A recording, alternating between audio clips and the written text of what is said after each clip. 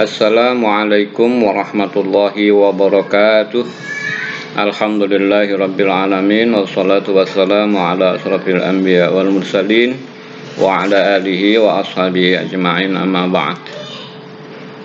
Puji dan syukur kita panjatkan kehadirat Allah Subhanahu wa taala. Alhamdulillah kita sudah menjalani puasa kita kesekian hari dan kita sempurnakan dengan berbuka kita, dan kita berharap apa yang kita santap dalam berbuka kita ini menjadi bagian-bagian yang diridhai oleh Allah karena rasa syukur kita. Dan puasa kita tercatat di sini sebagai puasa yang saleh yang bisa menghantarkan diri kita menuju keridhaan Allah Subhanahu wa taala. Shalawat dan salam semoga senantiasa tercurahkan pada junjungan kita Nabi Muhammad sallallahu alaihi wasallam. Hadirin jamaah muslimin muslimat, shaimin shaimat rahimakumullah. Puasa selain menahan lapar dan haus, menahan diri dari segala sesuatu yang tidak baik, mulai dari perasaan, ucapan, dan perilaku. Ini juga puasa menjadi tolak ukur tingkat ketawakalan kita kepada Allah Subhanahu wa ta'ala. Sifat ketawakalan itu juga masih kerabat atau berdekatan dengan kesabaran. Antara tawakal dan sabar itu bagaikan berkumpul di dalam satu rumah. Kalau kita ingin bertawakal kepada Allah, maka kita harus bisa menahan diri dari kesabarannya. Kalau kita ingin menjadi orang-orang yang sabar di mata Allah, maka kita harus mampu bertawakal kepada Allah Subhanahu wa ta'ala. Allah Subhanahu wa ta'ala berfirman di dalam surat Al-Baqarah, insyaallah pada ayat yang ke-155 dan 156. A'udzubillahi minasyaitonirrajim. Wa lanabluwannakum bisyai'im minal khaufi wal ju'i wa naqsin minal amwali wal anfusi was samarat wa basyiris sabirin alladzina idza asabathum musibah qalu inna lillahi wa inna ilaihi raji'un. Allah menyatakan di situ, walanabluwannakum, dan akan aku coba dan uji kalian semua, gitu kan? Walanabluwakum bisyai'in, dengan segala sesuatu. Sesuatu itu minal khaufi, dari rasa takut, artinya sesuatu yang bisa membuat rasa takut. Wal ju'i, sesuatu yang bisa membuat rasa lapar, gitu kan. Wa naqsim minal amwal, kemudian juga sesuatu yang bisa mengurangi kadar kepemilikan harta kita, itu. Wal anfusi, sesuatu yang bisa memperkecil umur kita atau memperpendek umur kita menurut pandangan kita secara mata lahir. Ya misalnya karena sakit identik, wah tuh nggak lama lagi mati kan gitu. Gak lama lagi meninggal, wah sakit ini dan sebagainya. Nah, wassamarat, sesuatu yang bisa mengurangi kadar kebutuhan kita terhadap makanan, buah-buahan. Karena sesuatu sehingga keberadaan kebutuhan kita berkurang, sehingga harga mulai mahal dan lain sebagainya. Wabasyiris sabirin, kata Allah, kabarkanlah kepada orang-orang yang sabar.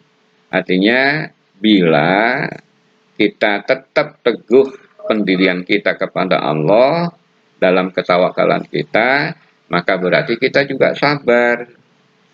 Maka apapun yang ditimpakan oleh Allah, ya kita husnudon sama Allah. Itu inti dari kesabaran kita. Nah, orang yang sabar itu kata Allah bagaimana? Alladzina idza asabathum musibah qalu inna lillahi wa inna ilaihi raji'un. Bila tertimpa musibah kepadanya, maka dia mengatakan inna lillahi wa inna ilaihi raji'un. Segala sesuatu itu dari Allah dan akan kembali kepada Allah. Artinya ketika Allah berbuat, Allah juga yang tidak berbuat, ya. Artinya Allah yang memberikan dan Allah juga yang akan mengambil, gitu. Baik keburukan maupun kebaikan yang ada dalam diri kita. Nah, pertama, di mana letak ketawakalan kita di dalam ayat ini?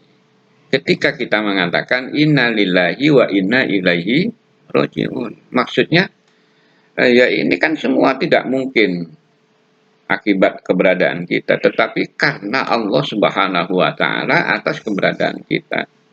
Karena kehidupan kita ini sudah diliputi oleh musibah, cobaan, ujian, petaka, dan lain sebagainya. Bagaimanapun kita memahami musibah itu.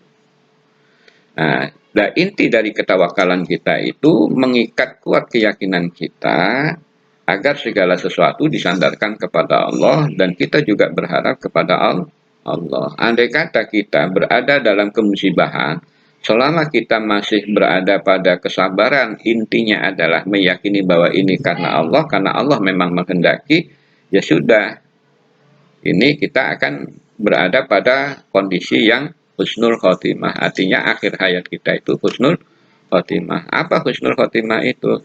Kematian yang di dalam hati kita tetap terikat keimanan dan ketakwaan kita kepada Allah Subhanahu wa Ta'ala. Dan tolak ukur ke husnul khotimah seseorang itu tergantung nilai keimanan dan ketakwaannya masing-masing. Nah, sementara antara tawakal dan kesabaran itu identik. Jadi tawakal itu bagaimana? Orang yang senantiasa menyandarkan kepada Allah, lah sabar, mempertahankan sandarannya kepada Allah, tidak goyah walaupun apapun mengganggu. Gitu. Jadi identik sebenarnya.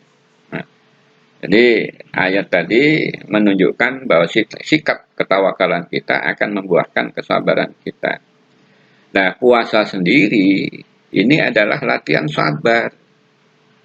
Selain kita menahan lapar dan haus, menahan diri dari sesuatu yang tidak baik, dari sikap, perasaan, ucapan, perbuatan, dan sebagainya, itu juga melatih sabar. Sabar supaya kita tetap konsisten berhadapan dengan Allah, karena Allah selalu melihat kita.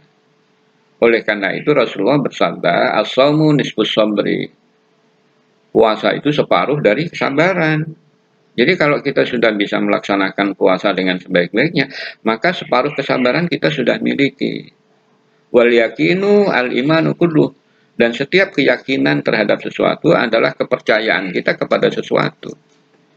Nah, kita kenapa harus tawakal? Karena kita percaya dulu kepada Allah. Karena Allah segala-galanya. Makanya di dalam firman-Nya Allah menyatakan, Allahu la ilaha illa huwa wa 'alallahi falyatawakkalul mu'minun. Allah itu adalah kalimat Allah yang pada kuliah yang sebelumnya itu kalimat Allah itu kalimat mustaqun, kalimat yang tidak bisa digunakan oleh selain Allah, hanya untuk Allah.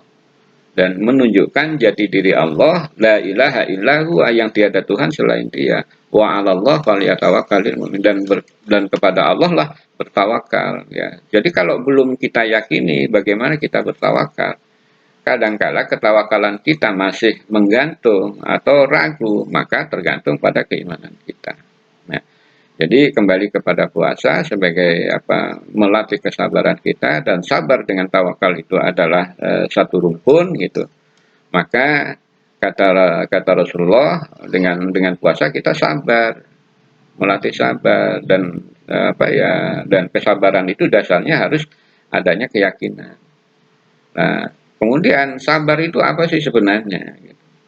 Kalau dalam pendapat para ulama itu salah satunya as-sabru, gitu kan, al-habsu lin-nafsi ala ma takrah. Bagaimana menahan diri jiwa kita untuk tidak bergerak pada wilayah yang tidak baik. Tidak baik di sisi Allah maupun tidak baik menurut diri kita dan sesama kita. Nah, itu sebenarnya inti dari kesabaran. Nah, kalau kita menjaga ketawakalan kita, jangan sampai kita terperdaya dengan makhluknya. Kalau kita sudah tawakal, ya sudah tawakal, tetapi tidak meninggalkan ikhtiari. Oleh karena itu, dengan menyikapi wabah corona sampai pada tingkat PSBB ini, ya kita harus ikhtiar. Dahulukan ikhtiar dengan segala kemampuan kita, pikiran kita, harta kita, kemampuan kita, apa yang bisa kita lakukan. Baru kita berserah diri kepada Allah. Jangan lantas belum apa-apa kita sudah berserah diri kepada Allah. Saya yakin sajalah saya akan selamat. Itu bukan tawakal. Tawakal itu harus indahkan semua hal-hal yang berkaitan dengan kemaslahatan umat, membatasi kita untuk berkomunikasi tanpa menghilangkan kasih sayang di dalam hati kita. Walaupun kita tidak bersalaman tapi saling mendoa. Ya kadang-kadang kita, lah saya nggak mau salaman lah, buat apaan, itu lagi kondisi begini, ya sudah. Tetapi hati kita harus terpaut antar sesama kita. Nah ini salah satu di antara sifat ketawakalan yang disertai dengan ikhtiar untuk senantiasa menebar kasih sayang walaupun hanya dalam doa kepada sesama. Dan menebar kasih sayang walaupun hanya sekedar dalam doa bersama ini juga termasuk kesabaran. Maka kalau kita berharap lebih besar dari apa yang dijanjikan oleh Allah, maka Allah sudah memerintahkan wasta'inu bisobri wassalah. Memohonkan ampunlah engkau terhadap kesudahan wabah ini ya dengan sabar dan sholat.